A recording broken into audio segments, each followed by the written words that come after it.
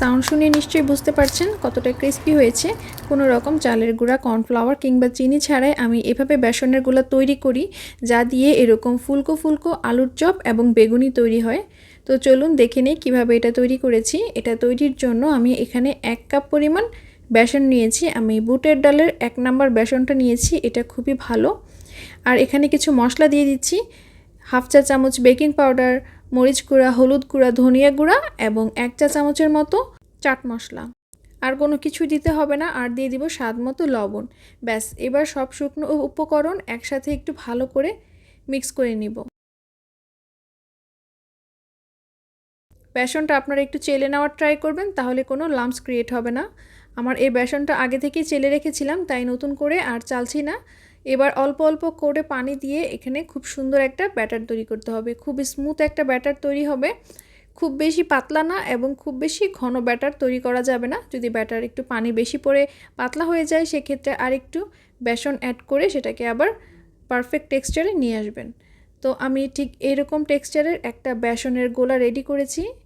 দেখেই বুঝতে পারছেন। আচ্ছা, বেসনের গোলা পারফেক্ট হয়েছে কিনা এটা বোঝার আরেকটা উপায় হচ্ছে, এরকম একটি আঙ্গুল চুবালে যদি দেখেন খুব সহজে গড়িয়ে পড়ছে না এবং হাতে লেগে থাকছে, তাহলেই বুঝবেন যে এটা পারফেক্ট হয়েছে। তো আমি এবার এগুলো ভাজতে চলে যাচ্ছি। আমি এখানে কড়াইতে তেল গরম করে একটি বেগুনি নিয়ে নিলাম। আমি চিকন লম্বা বেগুনগুলো নিয়েছি। এগুলো পাতলা স্লাইস করে কেটে লবণ পানিতে ভিজিয়ে 5 মিনিট ভিজিয়ে তারপরে পানিটা ঝরিয়ে নিয়েছিলাম এবং এগুলো একবারে গরম ডুবা তেলে দিয়ে দিলাম। দেখতেই পাচ্ছেন ডুবা তেলে দেওয়ার সাথে সাথে কয়েক সেকেন্ডের মধ্যেই এগুলো কতটা সুন্দরভাবে ফুলে উঠেছে। এভাবেই লালচে করে ভেজে নিলেই তৈরি হয়ে যাবে ক্রিস্পি বেগুনি। দেখুন কতটা সুন্দর হয়েছে এবং প্রতিটা বেগুনি সুন্দর মতো ফুলে গিয়েছে।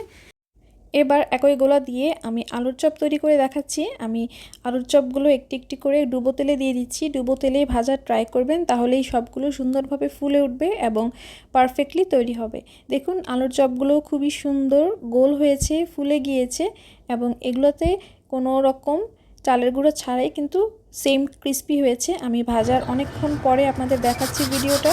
দেখুন কতটা ক্রিস্পি রয়েছে এখনও পর্যন্ত। খুব সহজভাবে দেখানোর ট্রাই করেছি, আশা করছি বুঝতে পেরেছেন। ভালো লাগলে ভিডিওতে লাইক, কমেন্ট এবং শেয়ার করবেন। ফেসবুক পেজটি ফলো দিবেন এবং ইউটিউব চ্যানেলটি সাবস্ক্রাইব করবেন। সবাই ভালো থাকবেন। আল্লাহ হাফিজ।